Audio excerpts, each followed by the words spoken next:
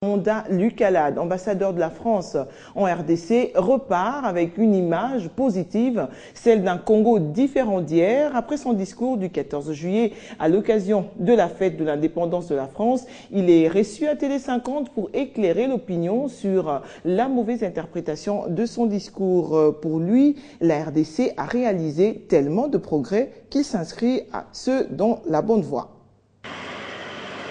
Sur le départ, après 12 ans de présence en RDC et ses 2 mandats d'ambassadeur de France, Lucalade note positivement les responsables politiques actuels. Je suis arrivé ici pour la première fois en 2003 comme premier conseiller à l'ambassade de France. On est aujourd'hui en 2015. Quand je suis arrivé, le pays sortait d'une guerre, était en pleine période de transition avec le système 1+4, le SIAT, le vote d'une nouvelle constitution, etc. En 12 ans, ce pays a avancé, a progressé. Bien sûr, il reste toujours des marges de progression, comme partout, mais le bilan est plutôt globalement positif. 14 juillet, fête française, Lucalade déclare dans une soirée donnée à cette occasion à Kinshasa qu'il faut savoir quitter le pouvoir. Cela soulève des vagues, le diplomate français se défend. Quand je disais qu'il faut savoir quitter ses fonctions, je parlais aussi de moi en disant que c'est toujours un peu douloureux de partir quand on a connu une période aussi intéressante que celle que j'ai vécue ici. Il faut savoir quitter, il faut savoir tourner la page quelque part, même si je continue. Et à propos du dialogue politique en RDC, nous ne pouvons qu'être favorables au dialogue en général.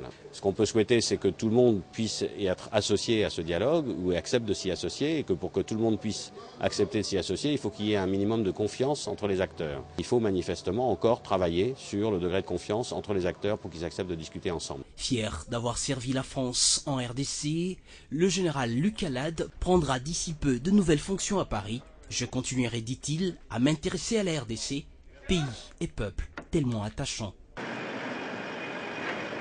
Audit externe du fichier électoral, la mission des experts de l'Organisation internationale de la francophonie chargée de l'audit du fichier électoral de la RDC ont lancé les travaux ce vendredi à Kinshasa. Les membres de la mission conduite par le général malien Siaka Sangaré seront appuyés par une poignée d'observateurs nationaux et internationaux dûment signés par la société civile, la majorité, l'opposition et les indépendants.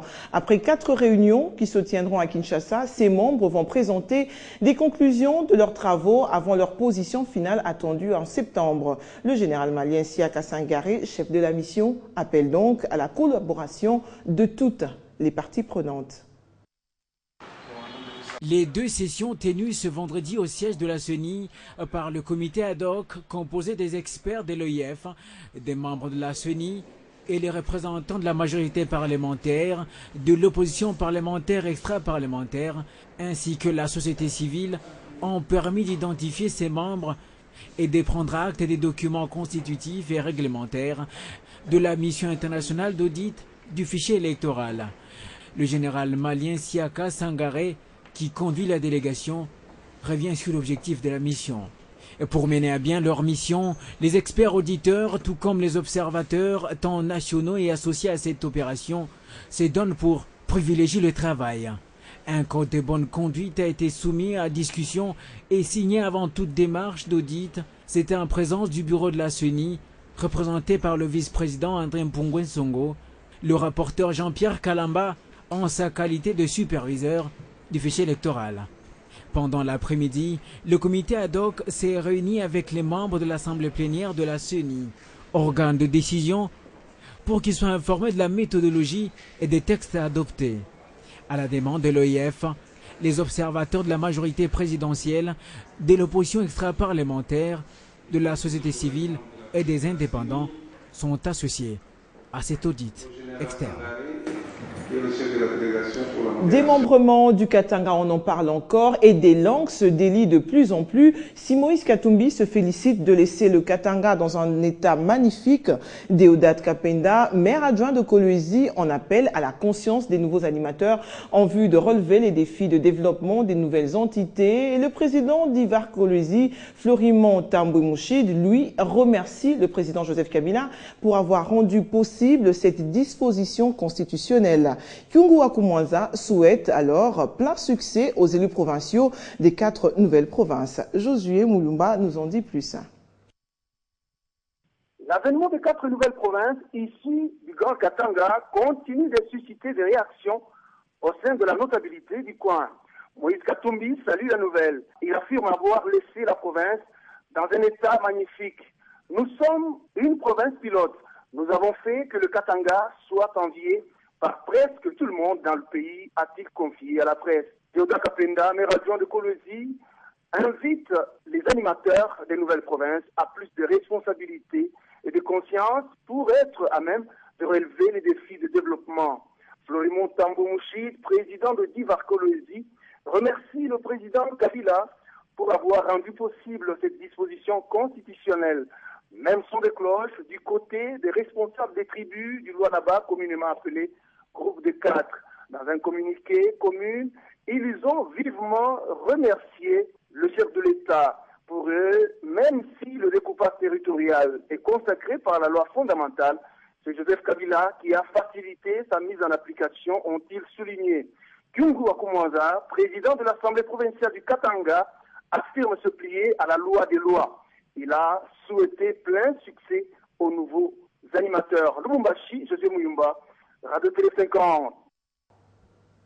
Toujours dans cette logique, donc la mise en place des nouvelles provinces, les voix s'élèvent pour soutenir cette nouvelle configuration de la territoriale congolaise. Le député national élu de la province orientale, Awenzi, il martèle, lui, sur le bien fondé de cette réforme qui favorise, selon lui, le rapprochement des administrateurs aux administrés et ce, par la proximité. Le découpage des provinces signifie fixer les limites des nouvelles provinces. Tandis que la décentralisation signifie rapprocher les gouvernants des gouvernés. Le découpage des nouvelles provinces et la décentralisation, c'est le socle de développement de notre grand et beau pays, la République démocratique du Congo. Évitons les mauvaises interprétations des politiciens mal intentionnés, surtout comme les élections de députés provinciaux se pointent déjà à l'horizon. Ils viendront avec des discours pour séparer et créer des confusions parmi la population à l'air excitant au tribalisme, régionalisme et le clanisme. Je recommande au gouvernement central de mettre des moyens pour nous qui sommes les représentants directs de la population pour nous permettre de pénétrer dans des milieux urbains et ruraux pour sensibiliser et éclairer la population à leur expliquant la signification du découpage des provinces et la décentralisation pour contrer les discours des politiciens mal intentionnés qui cherchent à séparer la population, alors que nous devrons tout faire pour privilégier et protéger l'amour, la cohésion et l'unité de notre pays qui est la République démocratique du Congo. Et à Kinshasa, le président de l'Assemblée nationale, Aubin Minakou, a reçu en audience jeudi Steven Chongwe, directeur régional de l'OMS. Ensemble, ils ont échangé sur la mise en place d'un cadre normatif pour la lutte contre les maladies non transmissibles. Et en deuxième lieu, Aubin Minakou a conféré avec Kamayo Mwanze, président du Fonds international du développement agricole, sur le renforcement de crédits agricoles dans la loi de finances 2016 qui sera examinée au cours de la session de septembre, essentiellement budgétaire.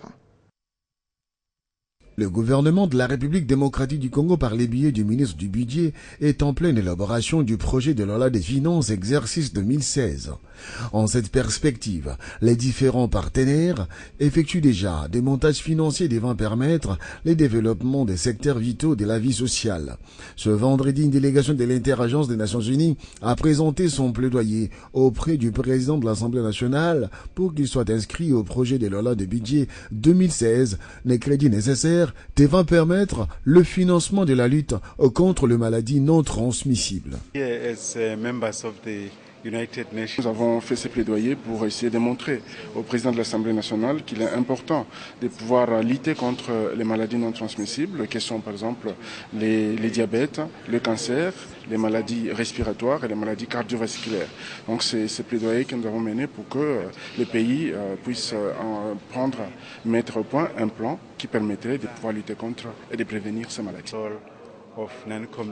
En deuxième lieu, la délégation du Fonds international de développement agricole a échangé avec le président de l'Assemblée nationale sur l'accroissement des fonds destinés au financement des projets agricoles. Il nous assure que l'Assemblée nationale, la prochaine session session budgétaire, ils vont vraiment demander que chaque ministre, des ministres de l'Agriculture, ministre de développement rural, parce que tous les deux, vraiment défendent le budget demandé.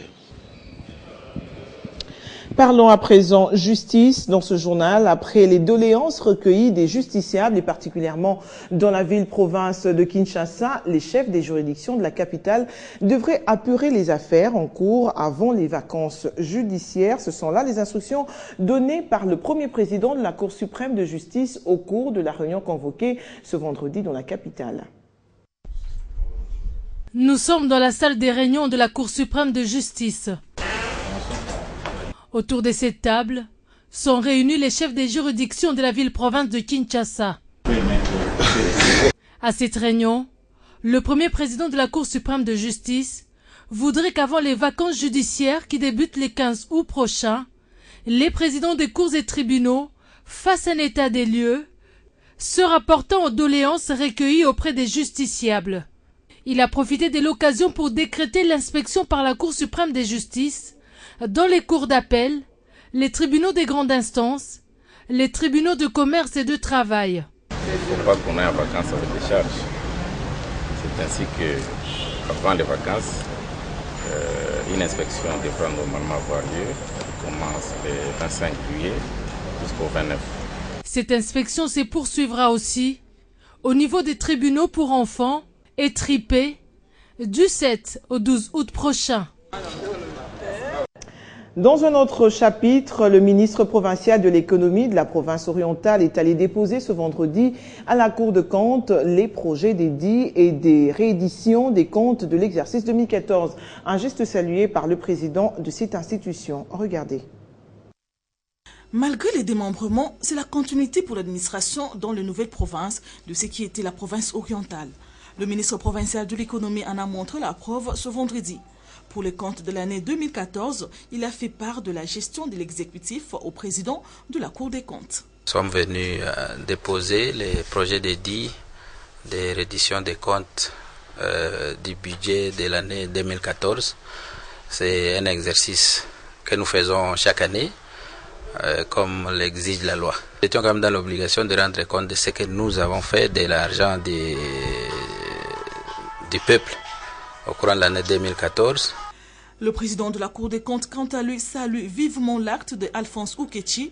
Pour lui, c'est un exemple à suivre par d'autres provinces en matière de reddition des comptes. Cette province rend compte chaque fois de sa gestion. Cette fois-ci, malgré la division de la province en 4, ils sont venus rendre compte de leur gestion de 2014. C'est leur gestion. Ils ont bien fait. C'est un exemple à suivre par d'autres provinces aussi, parce qu'il s'agit d'une gestion et le gouvernement qui a géré en 2014 est responsable de cette gestion-là. Voilà donc une boussole pour les gestionnaires de 4 nouvelles provinces. Ils vont pouvoir s'en servir pour la bonne marche de ces nouvelles entités. Immeuble intelligent, et de quoi s'agit-il? C'est l'hôtel du gouvernement sur Royal, en plein boulevard du 30 juin. Nous sommes là donc à Kinshasa, bâtiment de 11 étages qui va réunir la grande partie du gouvernement. Une joie pour la population congolaise qui voit en ce bâtiment la matérialisation de la révolution de la modernité, une fierté pour toute une nation. D'ici quelques jours, ce bâtiment recevra du monde, et pas n'importe lequel, les différents ministères de la République démocratique du Congo. Construit pour réunir les ministères afin de créer une synergie dans le travail, un suivi régulier et la fluidité dans le traitement de dossiers, mais aussi la rigueur et le contrôle, comme le veut le président de la République. Construit sur une superficie de 23 329,35 mètres carrés, son influence fait à ce que tout son entourage est en train de connaître un changement. Le quartier se nommera désormais la cité du gouvernement. Une initiative louable pour la population. Merci d'abord d'avance pour tout ce qu'il a fait et qu'il continue toujours à faire cela parce que c'est pour notre intérêt. Tout ce qu'il peut faire et continuer à faire, c'est pour notre intérêt. En plus du changement physique, ce bâtiment implique aussi le changement de mentalité, le recyclage du personnel, la performance, mais aussi